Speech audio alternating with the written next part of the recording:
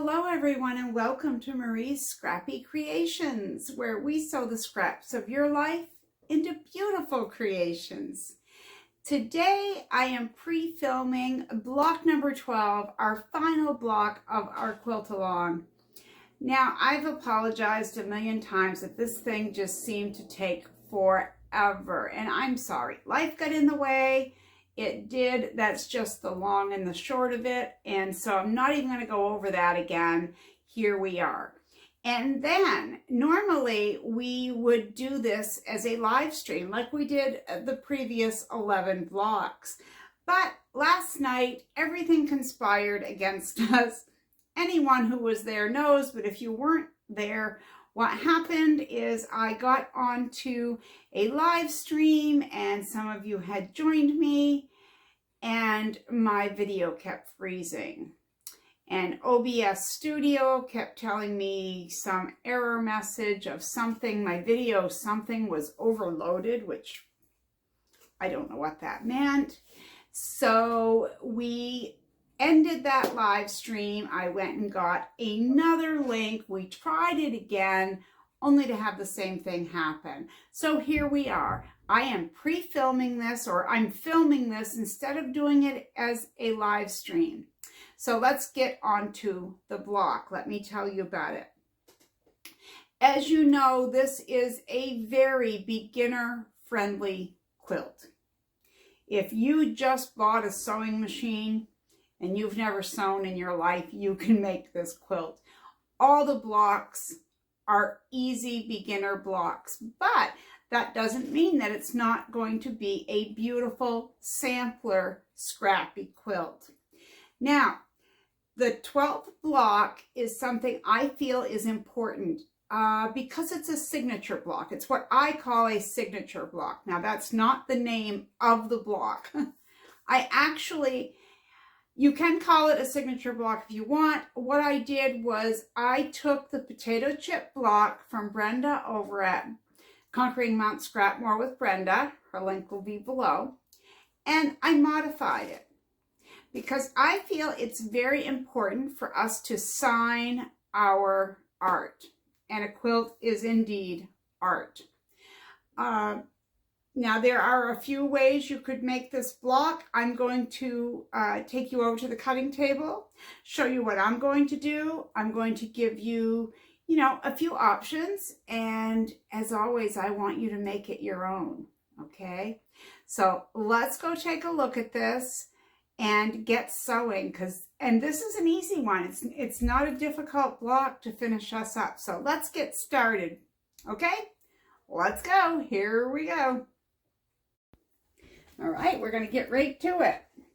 For this block, actually, why don't I show you the original potato chip block just so you can see? All right.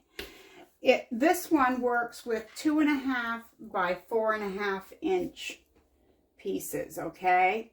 So all of these are the same size. They're 2.5 by 4.5, but we're going to modify this block and make it our own. Now, you have two choices. You can make the center of this block a focal point or a fussy cut fabric, which is what I chose to do.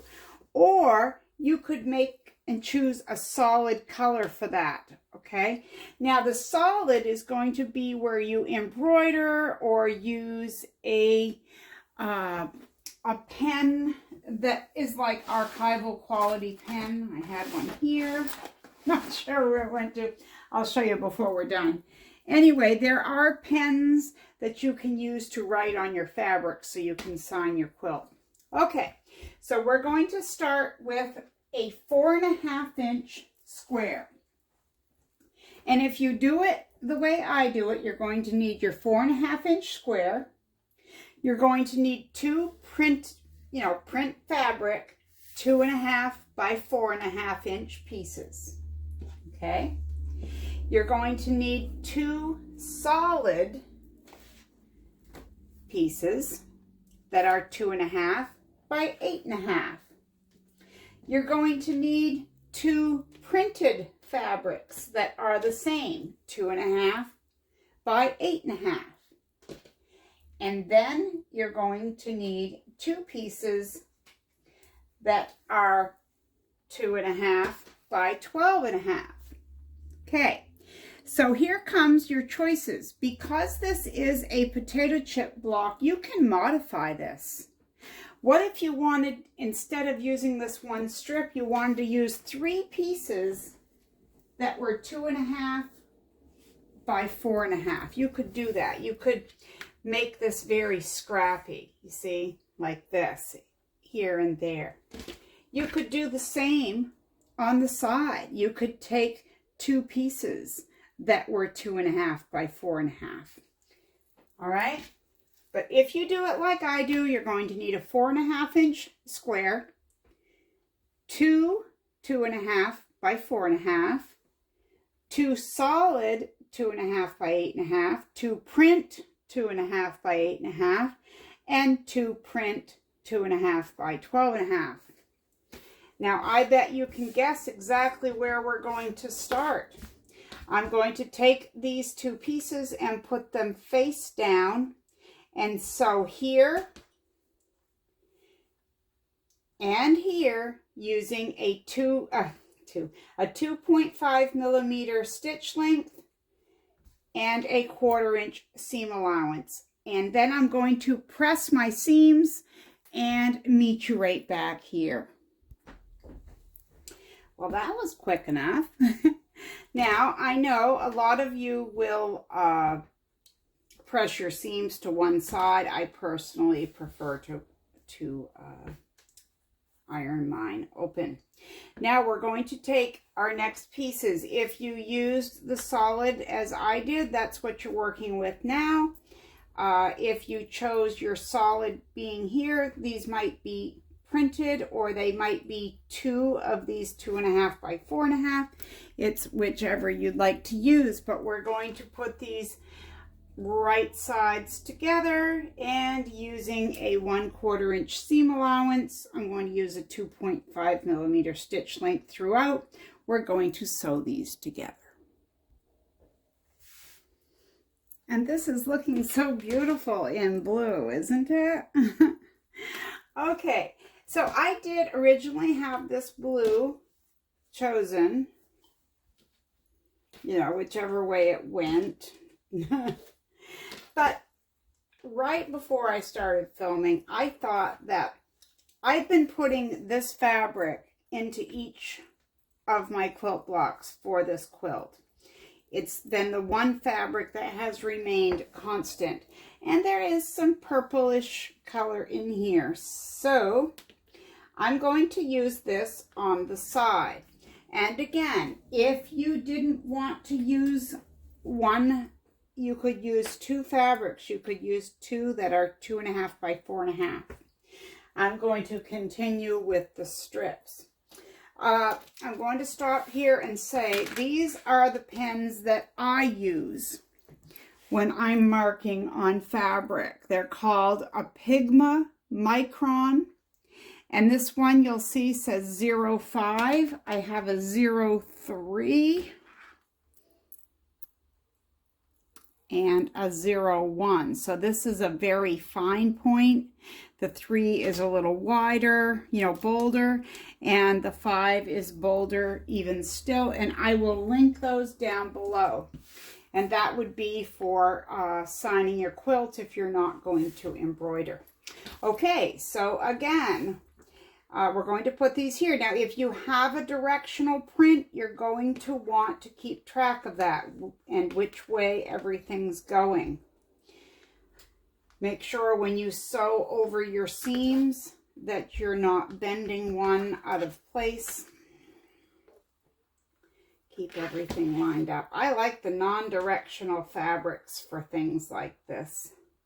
Although, directional fabric is fun. Well, I say that, and here's a directional sewing machine, but you know what I'm saying. All my side pieces. Okay, I'm going to go whip that up. All right, that looks really good on there, I think. I think it really does. Okay, so my last 2 pieces are my 2.5 by 12.5. Okay, and that would end my signature, aka potato chip block variation. But what if you wanted to do this? See, there's so many ways you could go about this. I hope that you have fun with this and just make it your own, because you could certainly do this, and that would be perfect too. Okay, I'm going to go with these two. So I'm going to place right sides together like so. I will sew it, press it, and I'll be right back. All right, I really like that I added this. I don't know, I guess I'm impressed with myself. You ever have those times where you're impressed with what you chose? I am. Okay, so now all we have left to do is trim it to size. My lazy Susan was getting lazy. It was coming apart. Okay, so I have a 12.5-inch ruler.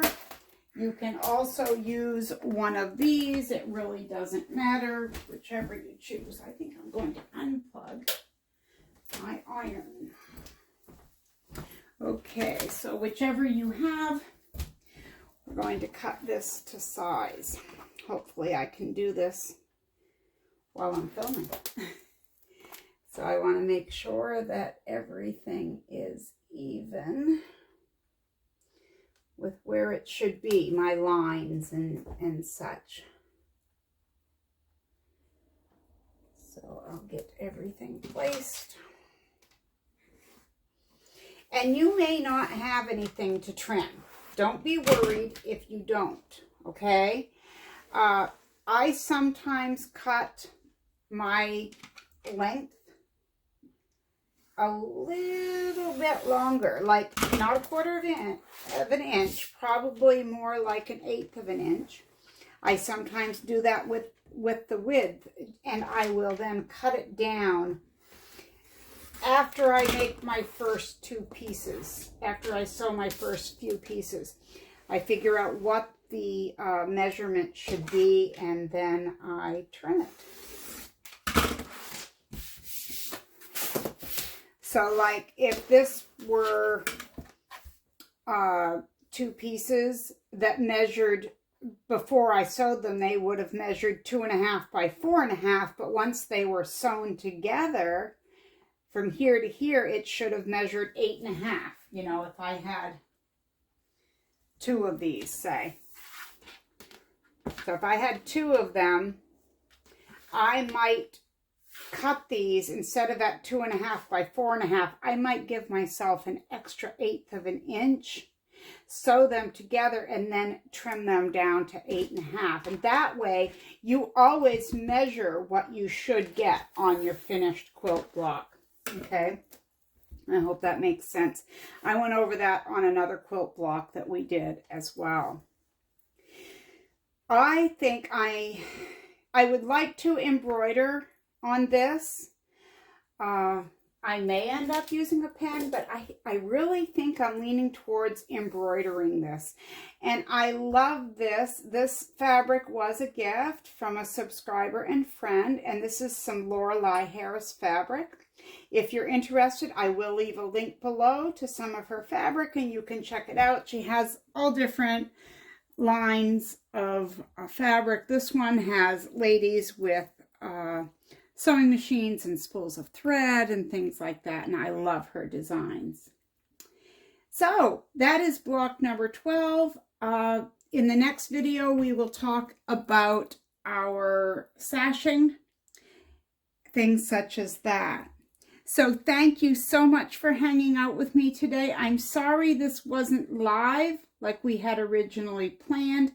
I appreciate your patience last night if you were with me through those trials and tribulations of trying to go live with this.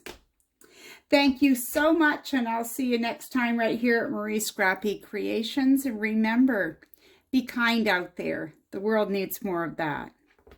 Bye-bye.